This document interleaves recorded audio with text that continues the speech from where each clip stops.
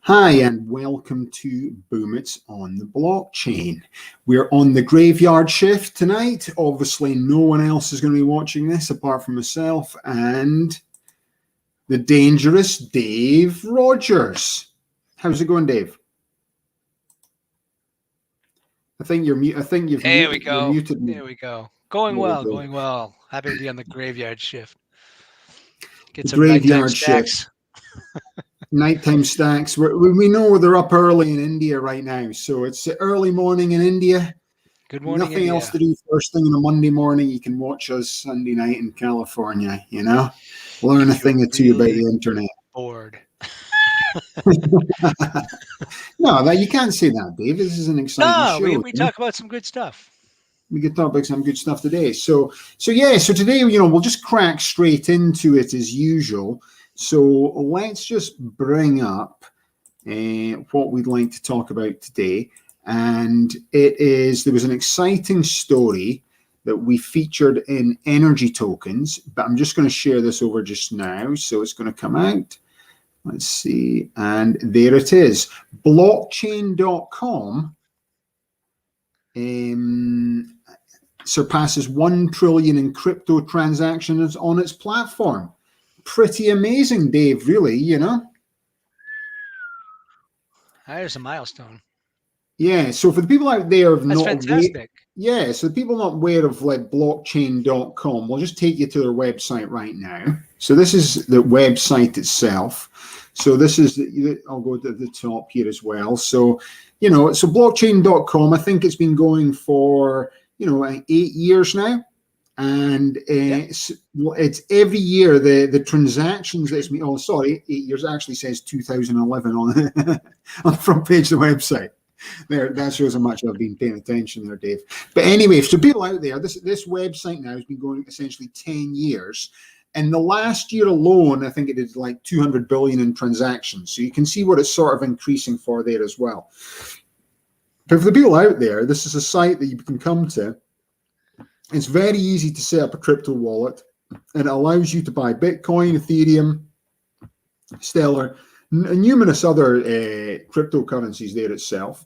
I can just go through here, the chart there as well. And then anyone out there is interested, very easy to use, come in there to do it. But to think of a site like this, which is obviously one of the key ones in the industry right now, that it can suddenly now move to a point that it's done over 1 trillion in transactions.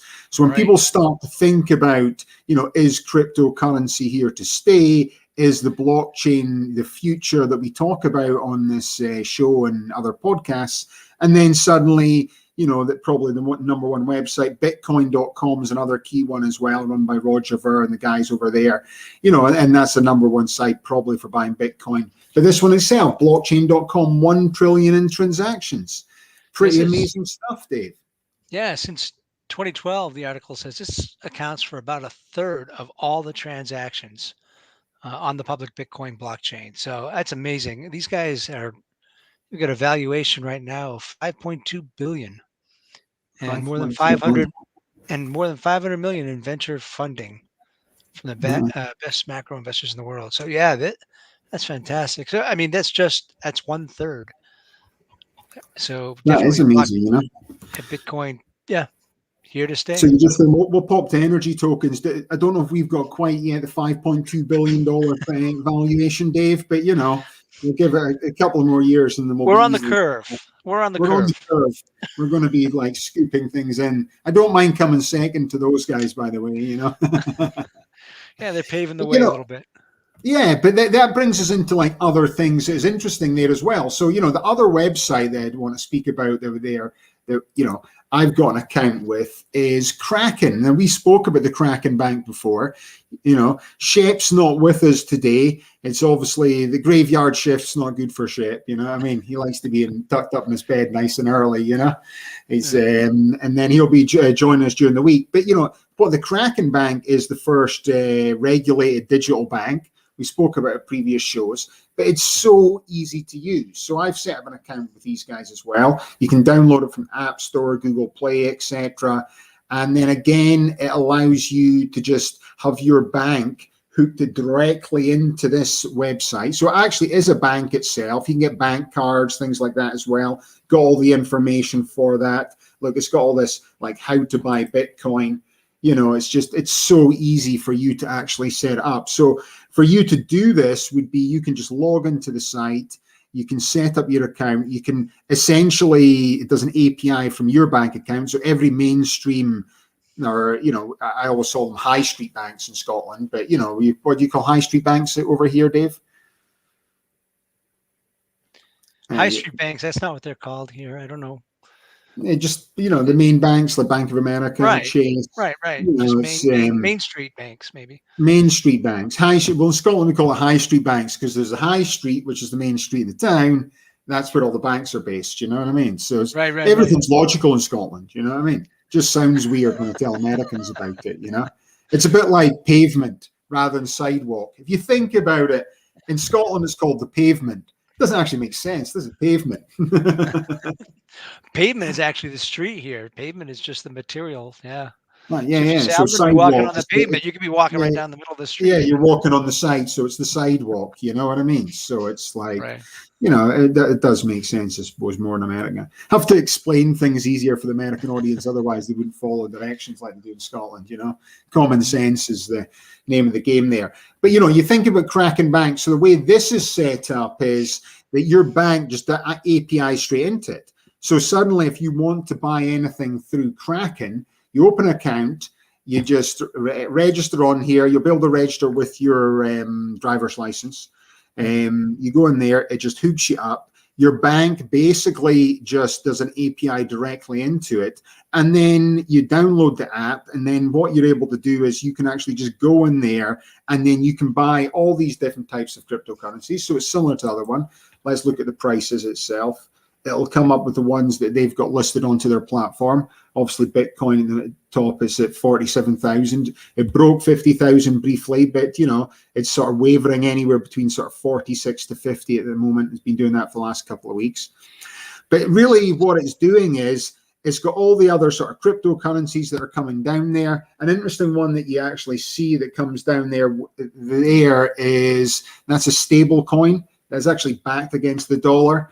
So Cardano, that's the other one that they're talking about that could end up being as big as essentially Ethereum. So they've come out with developments to theirs as well. Solano is another one that's coming out. You can look at the valuations as well. So it's interesting. You can see that, you know, Bitcoin itself is now valued at 897 billion. Ethereum, 395 billion. And then we're looking at Solano, a big drop down to like 75 billion. So these are the valuations of each of the different cryptocurrencies. So not all of these necessarily, you know, obviously Bitcoin has been accepted as legal tender, right? In some countries already. El Salvador. Exactly. And so, you know, but some of these others are up and coming. So is this more of a, you know, rather than it being a conversion tool, or, you know, this is actually, you're actually able to transact on here. So this is, yeah. Like you can see the top. They said they've got prices of 89 assets, so there'll be 89 available. So, you know, every week there's a new one that gets listed on with this as well. See, what we'll be doing is ours is a security token, so it's different from cryptocurrencies. So they're asset-backed tokens. So none of these cryptocurrencies will ever pay any form of dividend. What ours will be is once it's listed and it's making money in terms of a security token, so the Zion Energy token or other tokens we develop and go live on the Energy Tokens platform, you know, as they produce oil or as it produces electricity, if it's a wind farm or a wind token, solar farm, tokenized fund, depends how they're structured. You know, because it's an asset back that actually generates income, then all the token holders will start to get, you know, distributions, it's called, but essentially it's a dividend. You know, but again, it's using similar type technology. But well, that's the security token. You know, the information's going through a transfer agent. It'll be sold back and forward through a broker dealer. These are all sort of SEC regulated.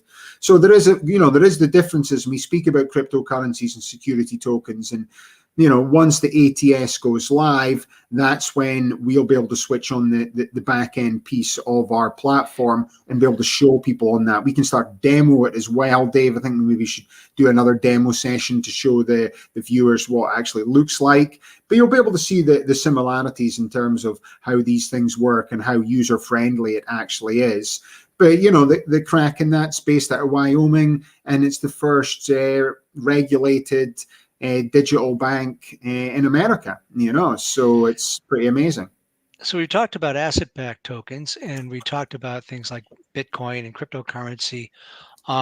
We didn't talk about NFTs much.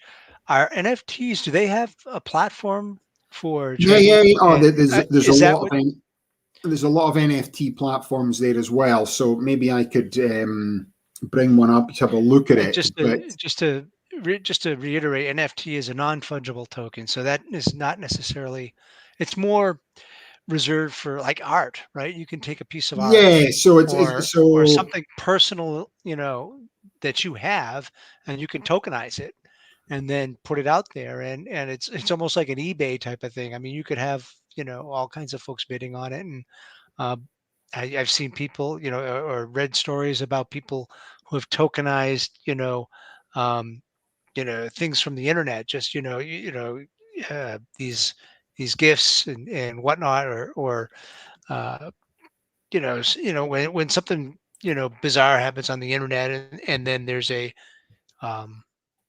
what's the word I'm looking for? What's the word I'm looking for?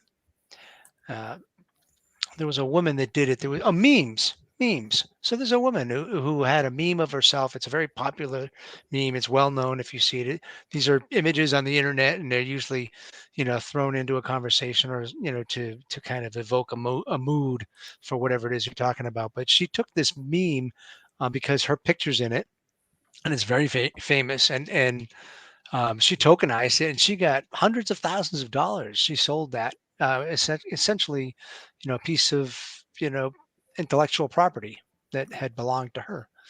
yeah, So so if you think of, and then the difference for people out there to sort of basically explain it, it would be an NFT, as you said, Dave's a non-fungible token.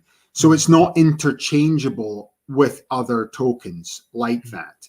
So if you think about like the US dollar would be a fungible token. So I've got $5 and you've got 5 ones. I can swap my $5 note for your 5 ones and they can exchange. And that's essentially a fungible token, if people try to understand that. And that's what you can do with cryptocurrencies as well. But when you come to these NFTs, non-fungible tokens, then, so essentially you can't actually swap the NFT for another NFT. There needs to be a medium of exchange between them.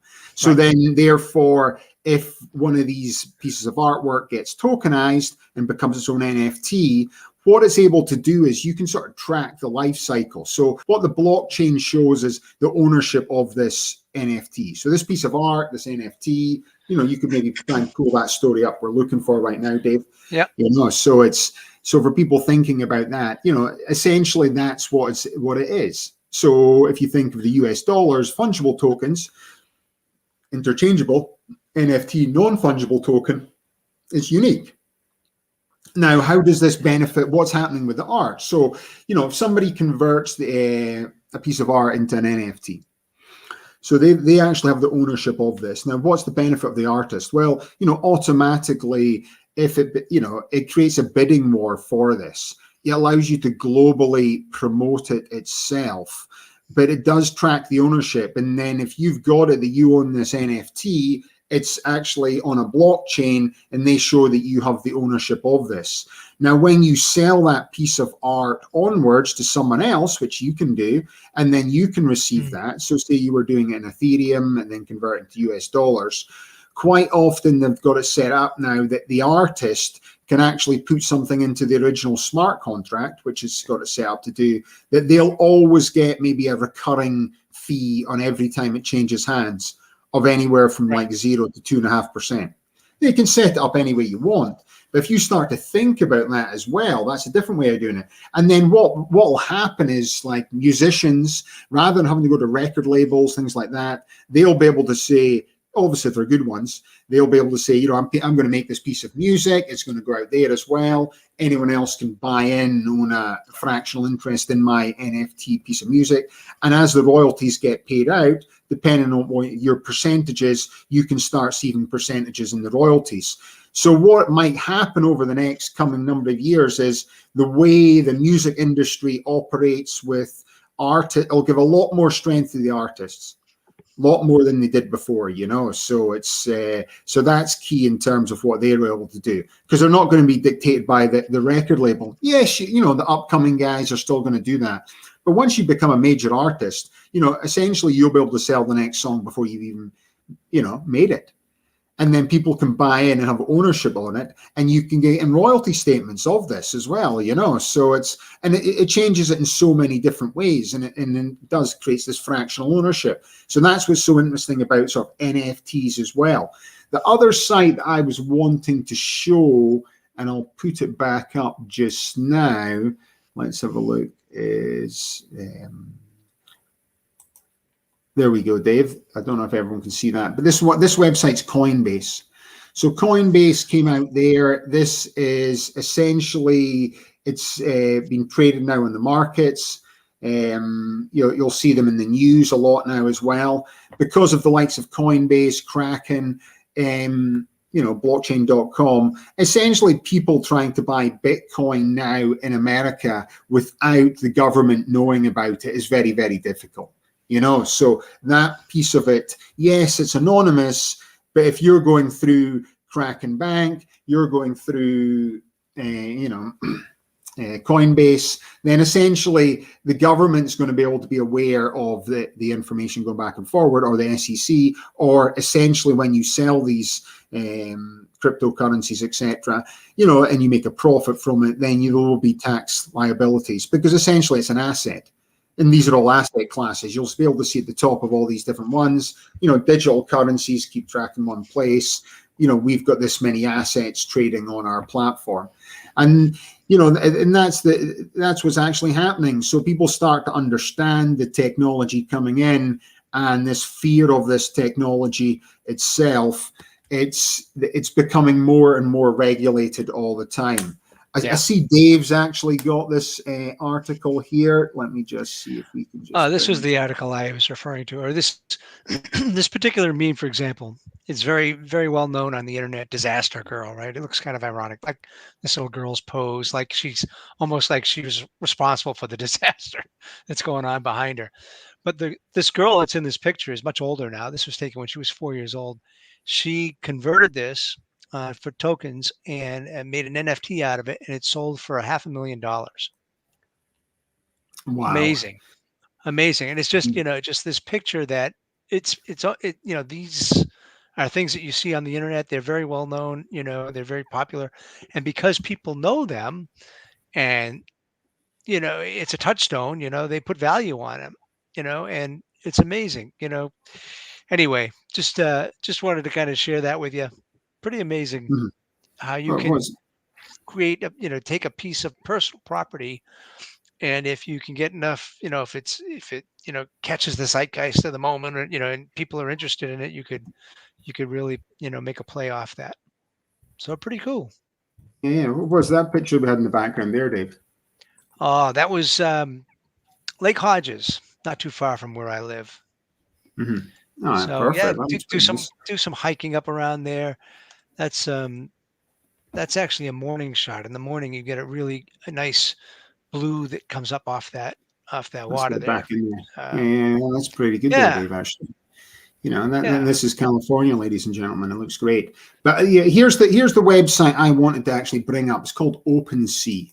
So let's bring this one here. So this is like, if you're an artist out there, this is the most reputable site there that you want to sell your art on it as well. So this is where people can go. So you can see all the different ones that are coming in there. So if we have a look to see, and this is the sort of different ones. So the official Woody Passport Collection. So this is him coming in there. So he's got 3 items out there. He's got 2,600 owners of his NFTs. The volume that's been traded so far is 562 Ethereum. And now Ethereum's trading at $3,300, Dave, you know? So this person's actually doing all right there as well. So, and if we have a look at, this is Woody's Mint Passport. Let's see what happens here. So, and then what you can actually see is it the trading of the unit prices that are going back and forward. See? So there's the listing prices that goes by. There's the different people buying them, right? Right. And then they're coming, if we go further down, and again, there's the offers that are coming in that are looking there, and they're from different people that are coming in, and they're actually buying and holding the artwork itself, you know? And then you can come in to see who's there, and you can see it passing hands further down. So you can see there it's going from this person to that person, and that's gone 18 minutes ago, and that's coming in at 0.4 of an Ethereum. So everything's priced in Ethereum on this thing. So if you're selling your art for 1 Ethereum, then you're getting $3,300 equivalent for this. So again, you know, this is how it's starting to work. So everything, and this is why the Ethereum network's so powerful, because essentially this is just a use case for Ethereum with NFTs, and this is the whole thing being priced on that. So OpenSea is the number one platform, certainly in America, for people who are looking to sell their art, collect art. Maybe I'll pop the stats on as well in terms of doing that. You know, it's just like you can look at the volume. Look at that. Art blocks curated, the volume that they've done in the last, is that the last 24 hours? Or is that, no, no, it's the last 7 days. Yeah. Look at that. That's 16,000 Ethereum, you know? Over 39,220 assets. And there's CryptoPunks. That's the one a lot of people see about and have been hearing about as well. So again, the volume that's going, there's 10,000 assets. There's 3,100 owners of the asset. Right. The volume that there is coming in, that's last 7 days. If we do this all time, so people can start to understand, there's CryptoPunks at the top. That's why it's so big. So look at the volume that they've actually sold through NFTs over that period of all time. So that's 501,000 times 3,300, Dave. Get your calculator hat onto that. You know what I mean? Yeah. So it's, you know, if it was 3, amazing. You know, so what can, like, I wonder, as a fractional interest holder, what does that allow you to do? No, the person's buying the art outright. Right. You actually own all of this art piece. But what happens is it keeps changing hands, you know? Right.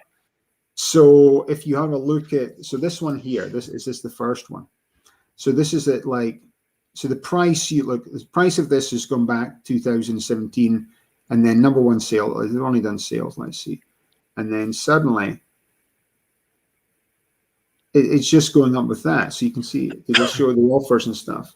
So I'll just show the prices as it goes by. There it goes, further down.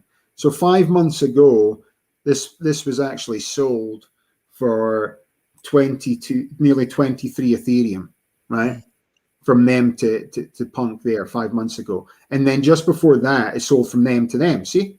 Yep. So this one's going, so this person's going there. You know what I mean? So it's going back. So you can see, so you can actually track through an NFT on a blockchain, you can track the ownership. So this is where the people will actually know the ownership's going back and forward. So, and then as it goes back and forward, you can see originally this piece of artwork 4 years ago was worth 0.46 Ethereum. Now, Ethereum back 4 years ago, if you wanted to get a price type thing, it was definitely a lot less than $3,000.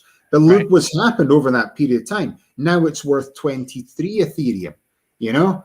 So this, believe it or not, that the initial CryptoPunk one, 23 Ethereum times essentially 4,000, Dave, you know, it's probably the price of your house. Right. Yeah. Amazing. Which is, it's amazing. And this is like this technology, and like it seemed to everyone out there, how can it be like this? But the value in that piece is the first one that's come out from CryptoPunk, you know, essentially going through 501,000 Ethereum, you know? Right. So if you're starting to look at the calculator for that, and you can see other bits of artwork. So everything that essentially the CryptoPunks are now putting out, you know, people are looking to buy them. Look, this one here is 95 Ethereum. It sold one time, one sale, So this is one person bought this for 95 Ethereum, you know? Wow. So that's, you're looking at just shy of Little over, $300,000. yeah, a little over a quarter. 300,000. That's worth now $300,000. Price of a Lamborghini. Like the top of the range one, you know what I mean? Which is like, you're like, oh, that's just ridiculous. Some of this is like, they're the first, the first case, first people to do this. Yeah. So it becomes like what's happening with it. But as it becomes more and more popular and increases there as well, crypto launched a fixed set of 10,000 items in mid 2007, right? And became one of the inspirations of the ERC 721 standard.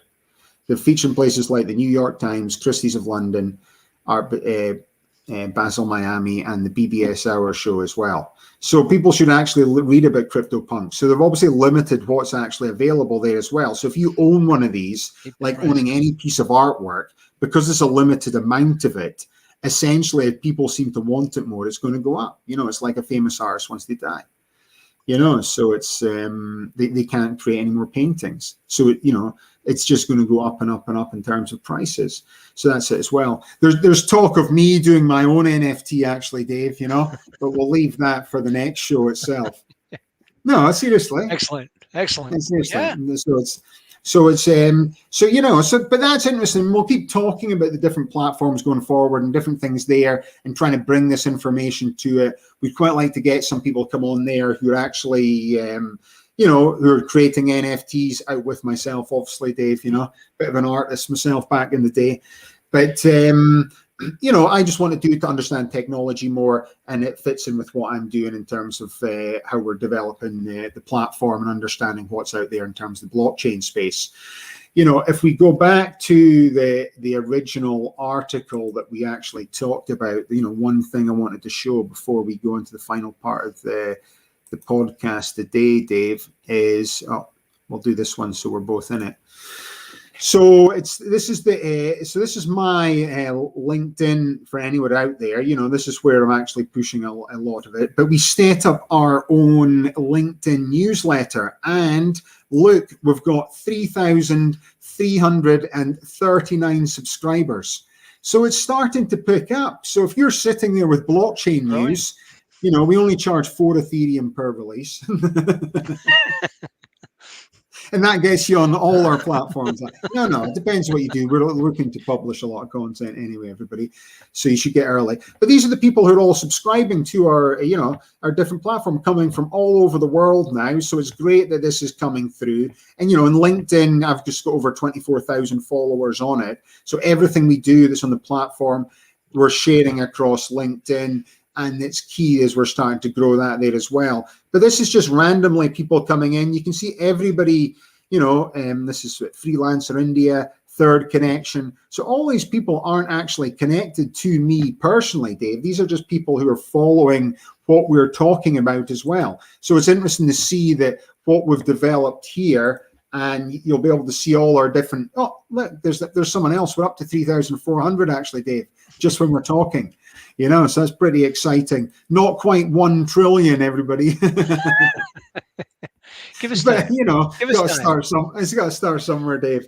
And then, this is our last podcast we did speaking about the energy tokenization. There's Shep with a funny mustache on, and there's Nicki Minaj.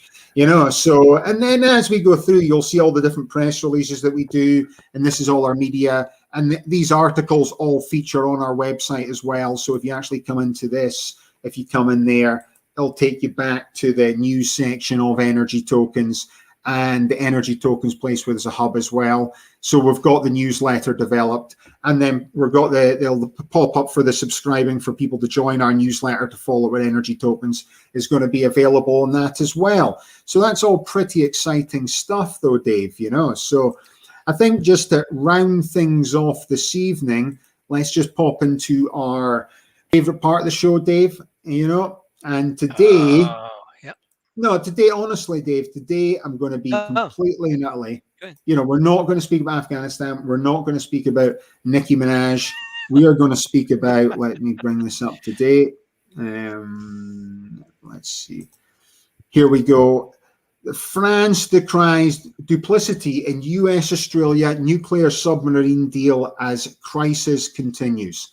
And look, here's some, I think this French guy's not very, French ambassador to Australia. I wonder if we could actually listen to him. I don't think we can listen in this platform anyway. I like how he's got his mask on. Yeah. So anyway, he's getting recalled back to France from there as well.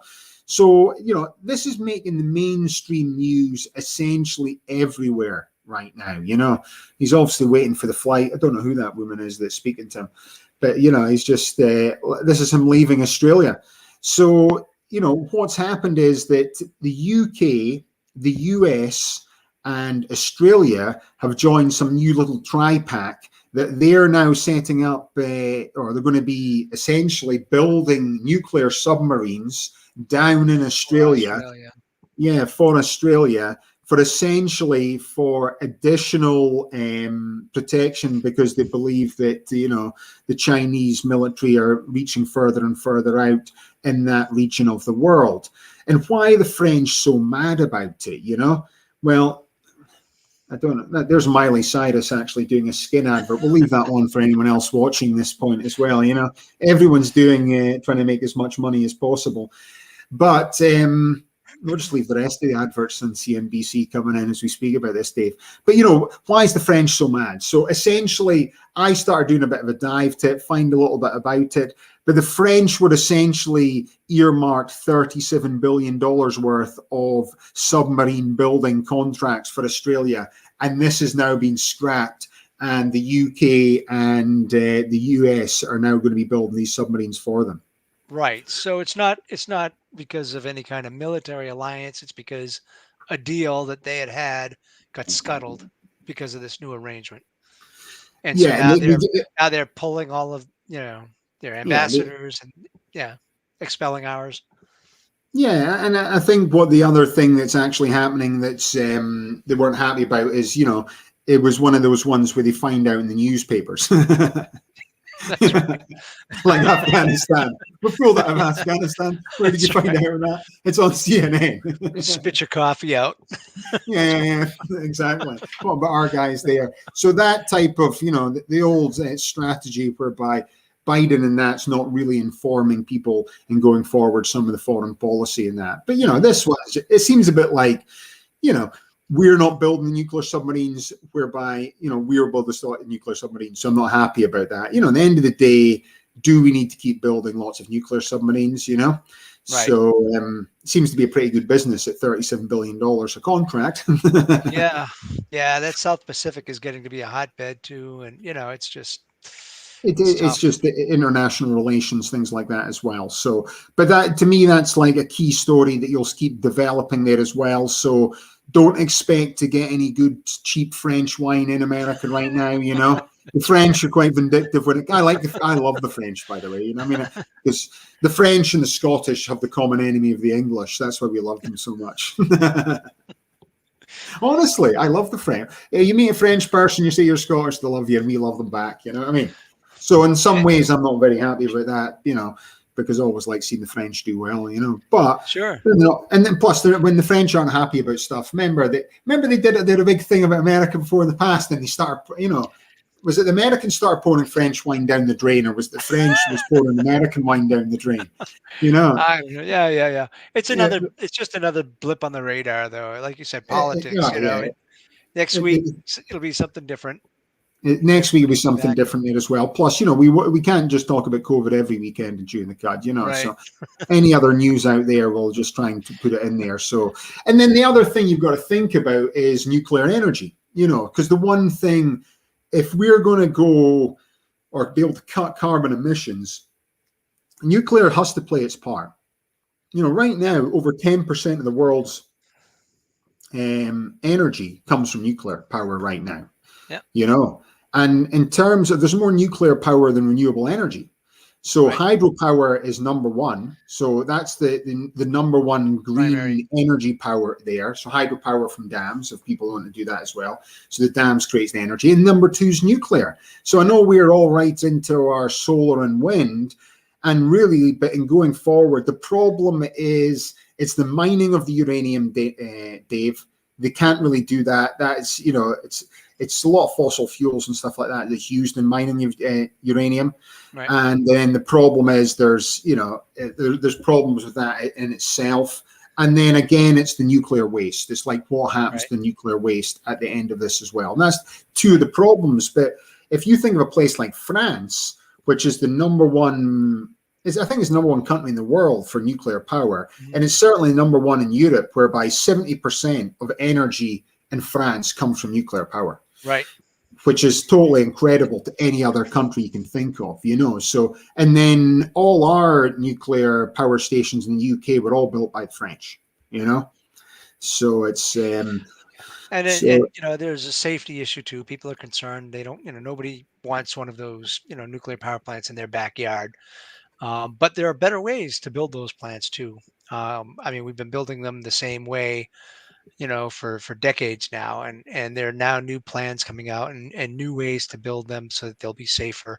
There's, putting them down subterranean, the plant itself, so that, to eliminate any kind of fallout if there's an accident, things like that. So there's ways we can do things better. Japan was, because your wife's Japanese, Dave, it's just like, what was the big nuclear disaster with Fukushima power plant? Yeah, they had there was a tsunami, wasn't it? A tsunami wave that just took the whole thing out, wasn't it? But the seawall, I think, wasn't high enough. But yeah, the tsunami came in and essentially flooded the place. Yeah. And then Japan they closed down all the nuclear power, and they started to open up all the coal plants. So so Japan's the second, so number one importer in the world for coal right now is China, obviously, but number two in the world now is Japan, and that's obviously not a long-term fix. But after the big nuclear power disaster there, they went short-term for coal power plants. That coal that we own in Pike County, Dave.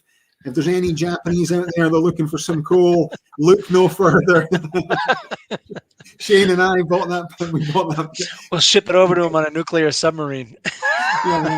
Shane and I went down to Pike County. We didn't actually want to buy a coal plant, by the way. Everyone said, that's absolutely outrageous, you're out buying coal. We own a lot of coal, Dave, but we actually bought it for the mineral rights and the reserves. Right. And we bought it off this geologist, Yeah.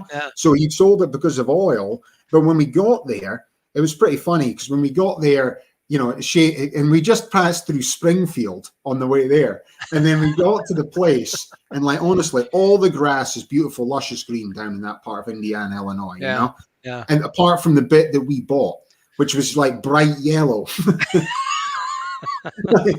And then Shane goes, there's been a nuclear power spill here from Springfield down the road. What have you just bought, Al? But then basically the guy told us, so it was a land coal mine that was actually filled in with water, made into a reservoir, and then but it still has all the coal that's there as well. So it's always handy. So if anyone needs an extra couple of bags of coal at Christmas for their fire, look no further. Zion Energy. They're stocking. We're stocking. We sell it in Ethereum to everyone out there, and it's also part of our Zion tokenized fund. We've part of the Zion platform, tokenized fund portfolio. Yeah, the portfolio, as we say, Dave. We've got the oil in there, but we've also got a coal plant. And a lot of people out there think we're not actually doing anything with it, and we wouldn't be selling it here. But you never know what the future holds, and the way China's burning through coal, it's an asset for the company, and we can always ship it out there. And then, if Dave's struggling for a job in 5 years from now, we can always stick Dave back down the mines. That's right. Yeah, retired, so just part-time. Part-time. It'll be all AI, automation. It'll be Dave and 4,000 Terminators. Robots. Yeah, Terminators. The Terminators will be needing a job. They'll all look like Arnold Schwarzenegger. So I'm going to Photoshop up one of those Terminators. With coal miners, 4,000 Terminator Daves shipping out to Japan. The Japanese, all that. Japanese don't like everybody know they're the second biggest importer of coal, so that's why I always talk about it, But I love the Japanese as well, Dave. And they're great people. I love their golf. I mean, that's the best thing.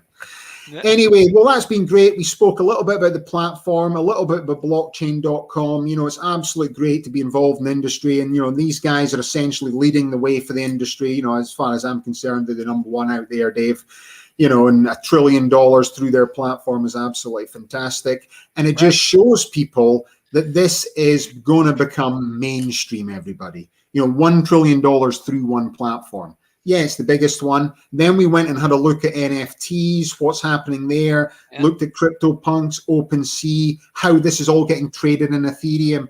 If you're an artist, this could be the future for you. Start learning about it now. If you're a good one, this is a great way forward. And that OpenSea website, the reason I picked that, it's the most trustworthy out there, so less likely to get ripped off from that. And then obviously Kraken, Coinbase, nuclear submarines, and the coal in Pike County, Dave. It's made its way through to the end of the chewing the cuds graveyard shift. Good podcast, man. Good podcast. I think we touched all the bases tonight. All the bases, and some of the bases that people don't even want to know about. That's right. Yeah. Thank you to Miley Cyrus. Yeah, and Miley Cyrus. Well, we gave you some free advertising, Miley Cyrus. That's it. We didn't actually mean to put it on there. So if you're looking for a new skin cream, Miley's the best person to go to right now. So that's it. It looks quite good anyway. Our skin's looking good. Not quite a sponsor of this podcast, but yeah. Yeah, no, we'll be sponsored by my NFT shortly, Dave. That'll be the first one. There you go. So there you go. So, well, thanks very much then, Dave. Appreciate you coming here late on a Sunday night. Thanks, Al. Happy to be here. Bye. So to all our friends out in India who've tuned in, we've seen a couple of Indian people actually watching the show. So, they're some of my favorite people out there as well, then, Dave, So thanks very much. You've been watching Boom, It's on the Blockchain. Good night. My name's Alastair Caithness. That's Dave Rogers. Have a nice day.